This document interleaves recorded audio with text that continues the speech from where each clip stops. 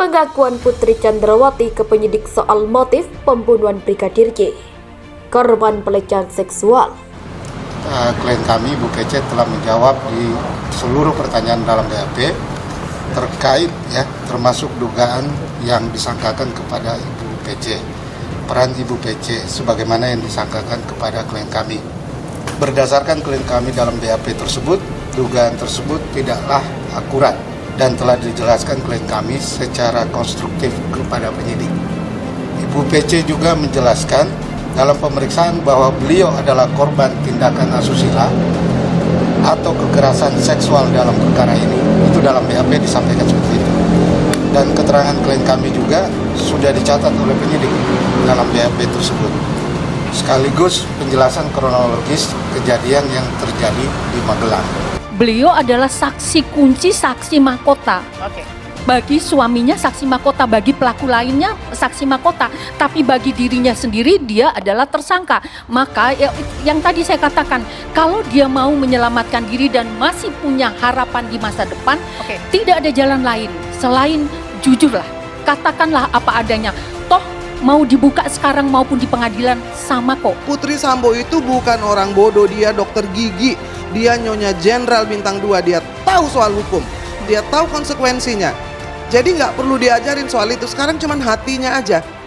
Terketuk nggak hatinya itu? Kalau saya bilang sih, dia tidak punya hati sebagai seorang ibu dan dia sama sekali tidak mampu merasakan empati terhadap mamanya Joshua yang menangis sampai habis air matanya.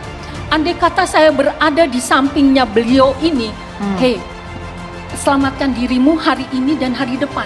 Yang lalu sudah berlalu. Kalau nggak begini, kamu hancur, makin hancur gitu loh. Lu jual, gua beli, ini gitu kalimatnya. Kepada si Ibu Putri ya, untuk segera mengambil sikap gitu kan. Iya, mengambil sikap dengan menceritakan mengambil kejujuran. Karena mau dibuka sekarang maupun nanti itu sama saja. Dari pagi saya ditanyain soal ini, nyesek di sini kenapa? Karena yang paling menderita itu ibunya Joshua. Mereka itu orang miskin, gajinya tuh cuma 600.000 dibayar setiap 3 bulan. Setiap hari menangisi anaknya, dipermainkan. Saya tanya, wakil rakyat yang terhormat, ada nggak yang menanyakan soal keluarga Joshua? Nggak ada.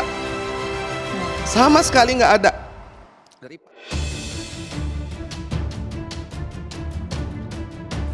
Putri Chandrawati, istri Irjen Verdi Sambo, masih mempertahankan pengakuan awalnya saat menjalani pemeriksaan sebagai tersangka pada Jumat 26 Agustus 2022. Putri Chandrawati tetap mengungkapkan bahwa motif pembunuhan tersebut buntut pelecehan yang dilakukan Brigadir J. Mengutip warta kotalive.com, saat menjalani pemeriksaan ia menegaskan pada penyidik Barreskrim Polri dirinya adalah korban pelecehan seksual yang dilakukan almarhum Yosua Huta Barat. Putri Chandrawati sendiri telah menjalani pemeriksaan selama 12 jam. Pengacara keluarga Verdi Sambo, Arman Hadis, mengungkapkan bahwa Putri Chandrawati dicecar 80 pertanyaan oleh penyidik. Kurang lebih ada 80-an, kata Arman di Barreskrim Polri Sabtu 27 Agustus 2022 dini hari. Arman juga membenarkan bahwa selama diperiksa, Putri Chandrawati konsisten pada jawabannya terkait tindak asusila tersebut. Ibu PC juga menjelaskan dalam pemeriksaan bahwa beliau adalah korban tindakan asusila atau kekerasan seksual dalam perkara ini. Itu dalam BAP disampaikan seperti itu, ujarnya. Menurut Arman, keterangan Putri pun telah dicatat penyidik dalam BAP, termasuk terkait peristiwa di Magelang, Jawa Tengah. Keterangan klien kami juga sudah dicatat oleh penyidik dalam BAP tersebut, sekaligus penjelasan kronologis kejadian yang terjadi di Magelang, ungkapnya. Sementara itu, Kadif Humas Polri Irjen Dedi Prasetyo menegaskan bahwa pemeriksaan Putri Chandrawati dihentikan sementara mempertimbangkan kondisi kesehatannya. Untuk pemeriksaan PC pada malam hari ini dihentikan dulu karena sudah larut malam dan juga menjaga kondisi kesehatan, kata Dedi. Pemeriksaan pada Putri akan dilanjutkan lagi pada 31 Agustus mendatang. Kasus dugaan pembunuhan berencana terhadap Brigadir Yosua Huta Barat alias Brigadir J bakal segera dilimpahkan ke kejaksaan. Pekan depan tim khusus Polri akan melakukan rekonstruksi bersama para tersangka di lokasi kematian Brigadir J, yaitu di rumah mantan dinas Verdi Sambo. Rekonstruksi perlu dilakukan untuk memperjelas konstruksi hukum di kasus Brigadir J. Dari Dirpidum menyampaikan untuk memperjelas konstruksi hukum dan peristiwa yang terjadi. Kata Kadif Humas Polri Irjen Dedi Prasetyo saat dikonfirmasi Sabtu 27 Agustus 2022. Ia menyatakan bahwa nantinya jaksa penuntut umum juga mendapatkan gambaran yang lebih jelas soal kasus tersebut. Dengan begitu berkas perkara itu bisa segera dinyatakan lengkap dan maju ke persidangan, agar JPU mendapat gambaran yang lebih jelas dan sama dengan fakta-fakta dan keterangan para tersangka dan saksi di BAP agar berkas bisa segera P21, pungkasnya. Diberitakan sebelumnya Polri menyatakan akan menggelar rekonstruksi di tempat kejadian perkara Rumah Dinas Irjen Verdi Sambo, Duren 3, Jakarta Selatan. Rekonstruksi ini dilakukan terkait dengan tewasnya Brigadir Yosua alias Brigadir J di rumah dinas mantan Kadif Propam Polri itu. Kadif Humas Polri Irjen Dedi Prasetyo mengatakan rekonstruksi rencananya digelar pada Selasa 30 Agustus 2022. Informasi itu kata Dedi disampaikan oleh Direktur Tindak Pidana Umum Barreskrim Brigjen Andirian Joyadi. Informasi kedua dari pihak Dirtipidum rencana pada Selasa 30 Agustus akan dilaksanakan rekonstruksi di TKP Duren 3. Kata Dedi di Barreskrim Polri Jumat 26 Agustus 2022. Dedi menuturkan rencana rekonstruksi itu akan menghadirkan 5 tersangka, yakni Barada Richard Eliezer, Verdi Sambo, Bribka Riki Rizal, dan Kuat Ma'ruf, dan Putri Chandrawati. Menghadirkan seluruh tersangka, 5 orang yang sudah ditetapkan tersangka, ujarnya. Tak hanya para tersangka, Dedi menyebut pihaknya juga bakal menghadirkan jaksa penuntut umum. Selain menghadirkan 5 tersangka juga didampingi pengacara, nanti bersama ikut di dalam menyaksikan rekonstruksi tersebut adalah JPU, ucapnya. Selain itu, Dedi memastikan Komnas HAM dan Kompolnas juga hadir dalam rekonstruksi itu terkait transparansi dan objektivitas. Kemudian juga agar pelaksanaannya juga berjalan secara transparan, objektif, dan akuntabel.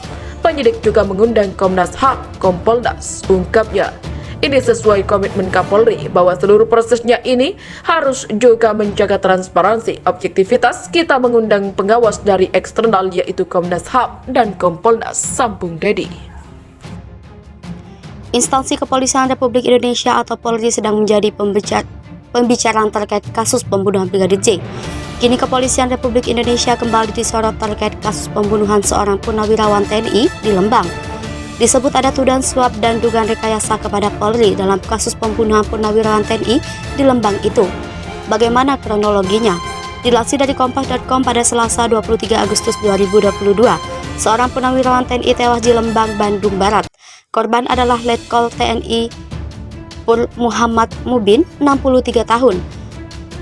Letkol Inf Muhammad Mubin dibunuh oleh pria berinisial HH, pemilik toko di kawasan Lembang, diduga dengan cara ditusuk. Korban sempat mencoba mencari pertolongan pertama dengan cara mengendarai mobil. Namun luka tusukan di sekujur tubuh korban membuat korban kehabisan darah dan meninggal di dalam mobil. Tidak lama setelah kejadian ini, Kepolisian Lembang berhasil mengungkap pelaku di rumahnya di Lembang. Namun, dalam penyelidikan kasus pembunuhan purnawirawan TNI tersebut ada informasi yang tersebar bahwa kasus ini telah direkayasa oleh polisi. Tidak hanya itu, informasi yang beredar mengatakan bahwa beberapa oknum polisi menerima uang terkait kasus ini. Hal ini membuat markas Polsek Lembang didatangi oleh Forum Solidaritas Purnawirawan TNI pada Minggu 21 Agustus 2022 lalu. Mereka ingin menanyakan apa yang sebenarnya terjadi pada kasus pembunuhan rekan mereka itu. Lalu, juga ingin meminta polisi transparan dalam mengungkap kasus pembunuhan Letkol TNI Inf Muhammad Mubin. Wakil Ketua 1 GM FKPPI Jawa Barat, Iwan Saputra juga meminta pasal yang menjerat tersangka lebih tepat. Ini karena menurut keterangan saksi, kasus pembunuhan ini termasuk pembunuhan berencana, sebab pelaku disebut sudah menyiapkan senjata tajam sebelum menusuk korban. Oleh karenanya, jika melihat kasus ini, maka pelaku seharusnya dijerat dengan pasal 340 subsider 338 KUHP sesuai dengan fakta hukum dan tanpa unsur rekayasa. Kapolres Cimahi AKBP Imron Ernawan pun langsung bersumpah akan menyusut kasus pembunuhan Letkol TNI Inf Muhammad Mubin sampai tuntas dan transparan.